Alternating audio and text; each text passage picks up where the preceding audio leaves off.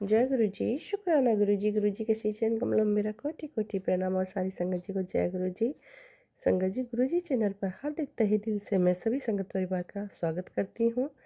जय गुरु जी, शुक्राना गुरु जी। संगत जी, सत्संग सुनते सुनते ही हमें ब्लेसिंग्स मिलती हैं और सत्संग सुनते सुनते ही गुरु जी महाराज हमारे कष्ट काटते हैं। हाँ संगत जी, सत्संग को बीच में ना छोड़ें, शुरू से अंत तक सुनिएगा, ध्यान से सुनिएगा। और सत्संग सुनने के लिए स्पेशली हमें टाइम निकालने की ज़रूरत पड़ती है, लेकिन कई बार हम अपने घरेलू कामों में लगे होते हैं, तो उस समय भी हम आराम से आसानी से सत्संग सुन सकते हैं। काम करने के साथ साथ हम सत्संग आराम से सुन सकते हैं। तो इसके लिए आपको स्पेशल टाइम निकालने की ज़रूरत नहीं है, क्योंकि स्पेशल टाइम निकालेंगे तो फिर हम काम अधूरे छोड़ बैठेंगे। घर के काम बहुत ज़रूरी होते हैं, तो आप काम के साथ साथ सत्संग सुन सकते हैं। जय गुरु जी, शुक्राना गुरु जी। गुरु जी महाराज आप सभी संगत परिवार का कल्याण करने वाले हैं। इस सत्संग में सारी बुरी नज़र को दूर करने वाले हैं और आपको ढेर सारा ब्लेसिंग्स देने वाले हैं। जय गुरु जी, शुक्राना गुरु जी। ओम नमः शिवाय, शिव जी सदा सहाय। ओम नमः शिवाय, गुरु जी सदा सहाय। ओम नमः शिवाय, शिव जी सदा सहाय। ओम नमः शिवाय, गुरु जी सदा सहाय। जय गुरु जी, शुक्राना गुरु जी। अनंतम अनंतम शुक्राना शुक्राना मेरे महाराज। तो गुरु जी कहते हैं संगत जी कि तेरे परिवार पर मैंने खरोच भी नहीं आने दी है पुत्र। बहुत कोशिश वो लोग कर रहे हैं तेरे को बर्बाद करने के लिए, तेरे परिवार को बखेड़ने के लिए, लेकिन तू है कि तेरे से शुक्राना भी टाइम से नहीं होता है। तो बहुत बहुत शुक्राना है गुरु जी, और माफ़ी चाहती हूँ। तबीयत थोड़ी डाउन है, तबीयत ठीक नहीं है। कारण यही है मेन तो गुरु जी की तबीयत ठीक नहीं है, खांसी ज़्यादा आ रही है, गले से आवाज़ नहीं निकलती है। तो माफ़ी चाहती हूँ गुरु जी, क्षमा कर दीजिए। अब संगत जी, गुरु जी महाराज मेरे को बोल रहे हैं कि पुत्र तुम कपड़े की दुकान खोलो, उसमें मैं बरकत दूंगा। वो पॉसिबल ही नहीं है, क्योंकि मेरे में इतनी ताकत नहीं है और ना ही इतनी मेहनत हो पाएगी मेरे से भाग दौड़। और कपड़े की दुकान खोलना तो बिल्कुल बिल्कुल भी पॉसिबल नहीं है संगत जी। तो गुरु महाराज माफ़ कीजिए, उसमें बरकत देंगे आप। इससे अच्छा जो खुली हुई है दुकान आप उसी को चलाएं, उसी में बरकत दें और उसी को ठीक राह दिखाएं और उसी को स्पीड दें, काम में बहुत बरकत आए। तो जो है उसी में कीजिए गुरु जी। अब ये पूरा जो व्यवसाय को चौपट करके फिर कपड़े का खोलना इतना आसान नहीं है, बहुत पैसा इसमें लग रखा है, दुकान सामान से भरी हुई है। हम तो रोड पे आ जाएंगे गुरु जी। इसी को ठीक कीजिए, इसी में बरकत दीजिए, मेहर कीजिए, मेहर कीजिए गुरु जी, मेहर कीजिए, कृपा कीजिए प्लीज़। संगत जी, गुरु जी कहते हैं सुनो बेटी, तुम्हारे पति को सही और गलत की पहचान नहीं है। वह किसी की बातों में आसानी से ही आ जाता है और लोग उसे आसानी से ही बेवकूफ़ बना लेते हैं। बेटी, तुम्हारा पति हृदय का बहुत अच्छा है, वह अपने परिवार के लिए बहुत कुछ सोचता है और इसी का फ़ायदा उठाकर लोग अपना काम निकलवा लेते हैं। लेकिन जब तुम्हें लोगों की ज़रूरत होती है तब कोई साथ नहीं खड़ा होता। मेरी बात पर गौर करना और अपने पति के पर्स में हनुमान जी की एक फ़ोटो रख दो, जिससे वह लोगों की बुरी भावनाओं से बचा रहेगा। याद रखना और शुक्राना मत छोड़ा कर। तो थैंक यू गुरु जी महाराज, सदगुरु महाराज। गलत तो क्या है, क्या सही है, समझते सब कुछ है गुरु जी। बट वो इंसान पता नहीं फैमिली के लिए कुछ ज़्यादा ही ध्यान देते हैं, सोचते हैं कि जो भी हूँ मैं ही हूँ, लेकिन फैमिली मेम्बर्स हैं संगत जी, वो कोई नहीं समझता कि हाँ ये क्या है क्या नहीं है। वो सभी के लिए अच्छा ही सोचते हैं कि परिवार में सब खुश रहें, परिवार में सब अच्छे रहें। वो मतलब किसी से हेट नहीं करते हैं, उनका स्वभाव ही ऐसा है। पर उसी का लोग नाजायज़ फ़ायदा उठाते हैं। वो सोचते हैं कि ये बेवकूफ़ है, इसमें दिमाग कम है शायद, और जो बेवकूफ़ बन जाता है तो हमारे काम निकल जाते हैं। तो शायद इसी करके वो लोग उनके लिए गलत मन में धारणा रखते हैं कि इसे कुछ अता पता नहीं है, इसे ज़्यादा नॉलेज नहीं है, किसी चीज़ की ज्ञान नहीं है। अभी बताइए संगत जी, जो इंसान पूरी इंडिया का भ्रमण कर चुका हो और डिफेंस की जॉब है, और वो भी एक जो पद पे हैं, अधिकारी हैं, छोटा मोटा नहीं है, तो उसका फ़र्क पड़ता है संगत जी। तो ऐसा हो सकता है कि उस इंसान को किसी चीज़ के बारे में नॉलेज ना हो और आदमी पहचानने की नॉलेज ना हो, ऐसा तो हो ही नहीं सकता संगत जी। बस वही है कि ये मेरे अपने हैं, ये मेरे माँ बाप हैं, ये मेरा भाई है, भाभी है, वो रिश्तों में ही उलझे हुए हैं, मेन कारण वही है। बाकी आदमी की पहचान खूब है। और पर हाँ, एक चीज़ तो गलत है संगत जी। अब इसको या तो उनका दिमाग बांधा हुआ है या जो भी है, ये मैं नहीं कहूँगी। और हाँ, गुरुजी पे भी मुझे इस बात पे थोड़ा गुस्सा आता है। हर मैसेज देते हैं कि तेरे पति के वश में किया हुआ है, बांधा हुआ है, तेरे बच्चों को ये किया हुआ है। संगत जी, गुरुजी से मुझे जुड़े हुए 2 साल हो रहे हैं, हो जाएंगे मतलब फरवरी में। और फरवरी में तो मैं गुरुजी के पास गई थी, लेकिन 2 साल तो करीब हो लिए मुझे जब से जुड़ी हूँ मैं। और बताते हैं तो उसका समाधान नहीं, मतलब बीच बीच में दिखता है थोड़ा, फिर वही बात आ जाती है।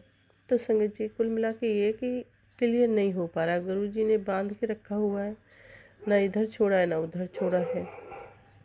मैं यही कहूँगी कि जो भी करना है उसे क्लियर कीजिए गुरुजी, क्योंकि ये चीज़ें कब तक पीछा छोड़ेंगी, छोड़ ही नहीं रही हैं संगत जी। पहले जो दिक्कत थी वो दिक्कत अभी भी बनी हुई है, ज़्यादा नहीं तो कम, लेकिन बनी हुई है। लेकिन अभी जैसे फैमिली को लेके मैं कुछ छेड़छाड़ करूँगी तो हमारा बहुत महायुद्ध हो जाता है।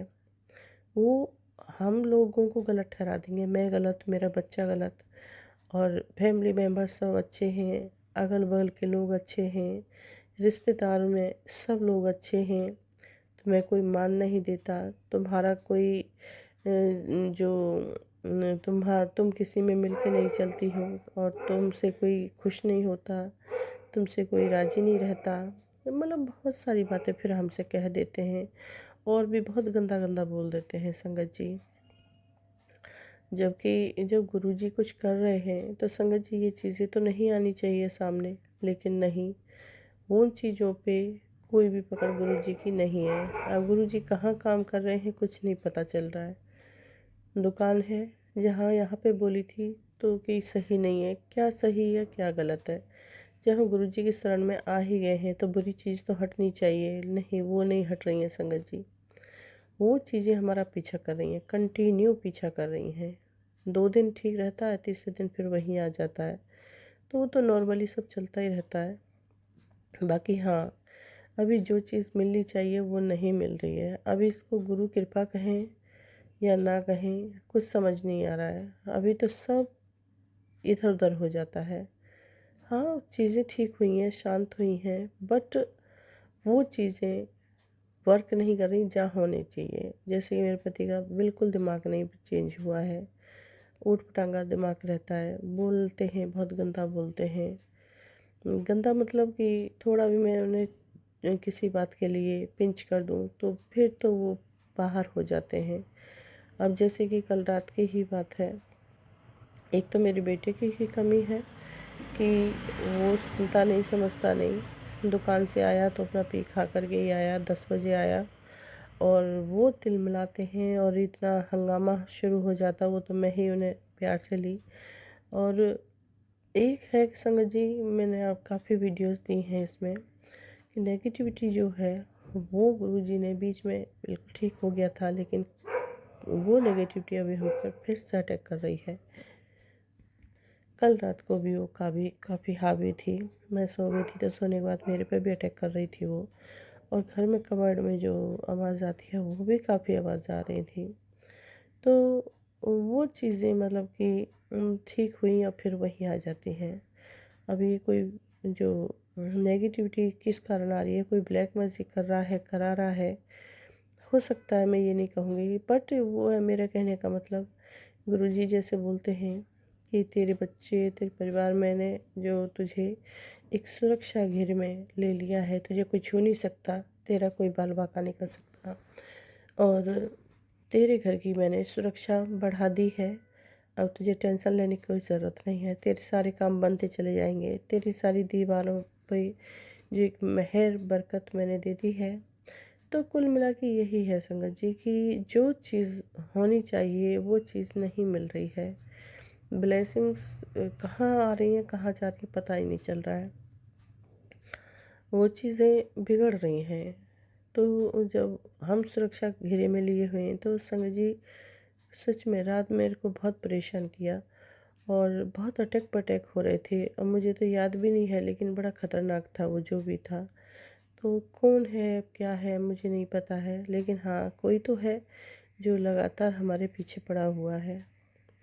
बच्चे का काम बांध रखा है, काम को चलने नहीं देते हैं।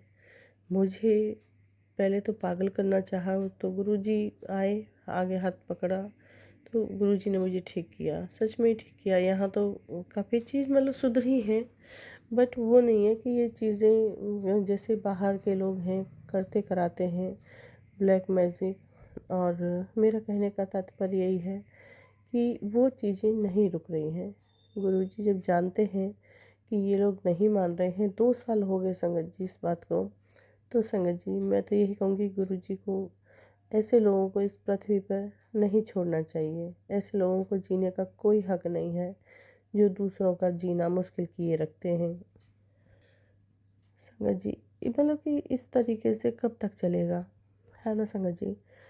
तो मेरा कहने का मतलब यही है कि ऐसे लोगों को गुरुजी जो इस पृथ्वी पर छोड़े ही नहीं, ऐसे लोगों का सफाया कर दें, बुराई का खात्मा ही कर दें। ना ऐसे लोग रहेंगे और ना ही परेशानी होगी। अच्छे लोगों को हक होना चाहिए जीने का, बुरे लोगों को नहीं। बुरे लोगों ने तो सच में संगत जी तिल तिल करके मार रखा है, और ये लोग मानने वाले भी नहीं हैं। तो मेरी गुरुजी से यही प्रार्थना है, गुजारिश है कि गुरुजी आप देख ही रहे हैं काफ़ी टाइम से आप पीछा कर रहे हैं। बोलते हैं कि मैंने काफ़ी समझाया है इन लोगों को और मैंने वार्न कर रहा हूँ, लेकिन उसके बावजूद वो लोग नहीं मान रहे हैं। तो गुरुजी ऐसे लोगों को ना इस दुनिया से ही अलविदा कहलवाने में ही फ़ायदा है। हमारा तो जीना मुश्किल कर रखा है, और ये कब तक चलने वाला है गुरुजी? कब तक हम इस समस्या से जो लड़ते रहेंगे? लड़ने का मतलब है पीड़ा होगी, बहुत पीड़ा हम सहते हैं गुरुजी। इस पीड़ा से हम बाहर नहीं निकल पा रहे हैं, बाहर निकालिए गुरुजी, बाहर निकालीजिए। ये पीड़ा हमें इतना कष्ट देती है, इतना पीड़ा देती है कि जो चीज़ ठीक होती है फिर वही आ जाती है। और जैसे कि अभी ईचिंग को लेके मैं इतनी परेशान हो गई थी, बड़ी मुश्किल से उसमें आराम आया। संगत जी अपने आप ही इतनी ईचिंग हो जाती है पूरी बॉडी में कि मैं पागलों की तरह खुजली करती हूँ, अपने आप ही खुद ब खुद ठीक हो जाती है। तो और जैसे कि तबीयत ख़राब हो रही है, बिस्तर पकड़ लेती हूँ, उठा नहीं जा रहा है, बिस्तर पे ही पड़ी हूँ। काम जैसे तैसे बस ये सोच लीजिए कि बच्चों का पेट भरने के लिए खड़ी होती हूँ, रोटी बनाई और फिर पड़ जाती हूँ। तबीयत ऐसी डाउन हो रही है अभी, और पूजा करने का बिल्कुल मन दिमाग में ही नहीं आता, मन एकदम हटा हुआ है। तो ये कुछ ना कुछ तो कारण है, नेगेटिविटी ऐसी है जो मुझे पूजा करने से भी रोकती है। तो कुल मिला के यही है संगत जी, इसीलिए मैं ऊब गई हूँ जीवन से और परेशान हो गई हूँ। इसीलिए मैं गुरुजी से कह रही हूँ, गुरुजी जो भी दुश्मन हैं उन्हें चुन चुन के इस पृथ्वी के बाहर दूसरे किसी ग्रह में ही डाल दीजिए उनको, ताकि उन्हें ये पछतावा रहे कि हम काश ऐसा ना करते तो हमारे साथ ऐसा ना होता। उन लोगों का कोई हक नहीं है इस पृथ्वी पर रहने का। बहुत गंद फैलाया हुआ है, बहुत ज़्यादा गंद फैलाया हुआ है। सिर्फ यही देखते हैं कि मैं ही जीना चाहता हूँ, सब कुछ जो भी हो मेरा ही हो, बाकी मेरे सिवा किसी को कुछ ना मिले, किसी को कुछ ना हो। ये सब एक मतलब कि होड़ लगी हुई है, कंपटीशन लगा हुआ है। गुरुजी प्लीज़ ऐसे लोगों से तभी हम बच सकते हैं। ऐसे लोगों को आप बाहर फेंक दीजिए पृथ्वी के। ऐसे लोगों को बाहर निकाल दीजिए और ये गंदी आत्माएं जो डोलती हैं, इनको भस्म कर दीजिए, इन्हें मुक्त कर दीजिए। जो हमें परेशान करने के लिए ये अटक पटक देती रहती हैं, इन्हें बाहर दूर कर दीजिए। या तो इन्हें भस्म कर दीजिए नेगेटिविटी को, और या फिर इस नेगेटिविटी को पृथ्वी के बाहर ही फेंक दीजिए, ताकि ये पृथ्वी में प्रवेश ही ना कर सके। कुछ तो इंतजाम कीजिए गुरुजी, कुछ तो कीजिए। परेशान हो गई हूँ मैं तो बहुत, कुछ इंतजाम कीजिए। मैं देती हूँ अपनी बाड़ी को विराम। अभी सुबह मॉर्निंग के 7:09 में संगत जी। दिन गुरुवार है, गुरुजी का वार है, और 27 नवंबर है। मॉर्निंग का सुबह सुबह का ही ये सत्संग मैं की हूँ, क्योंकि अभी फ्री टाइम है और मैं बैठ गई गुरुजी का सत्संग करने। तबीयत ठीक नहीं है तो अभी इसलिए कर दिया है। कोई भी भूल चूक हो तो माफ़ कर देना, और गुरुजी महाराज आप भी क्षमा कर दीजिएगा। सत्संग स्वीकार कीजिएगा, और जो मैंने इसमें बोला है गुरुजी, उस पर प्लीज़ काम कीजिएगा। प्लीज़ गुरुजी ध्यान दीजिएगा। भूल चुके क्षमा चाहती हूँ। ओम नमः शिवाय शिवजी सदा सहाय। ओम नमः शिवाय गुरुजी सदा सहाय। ओम नमः शिवाय शिवजी सदा सहाय। ओम नमः शिवाय गुरुजी सदा सहाय। जय गुरुजी। शुक्राना गुरुजी, अनंतो अनंतम तहे दिल से शुक्राना गुरुजी।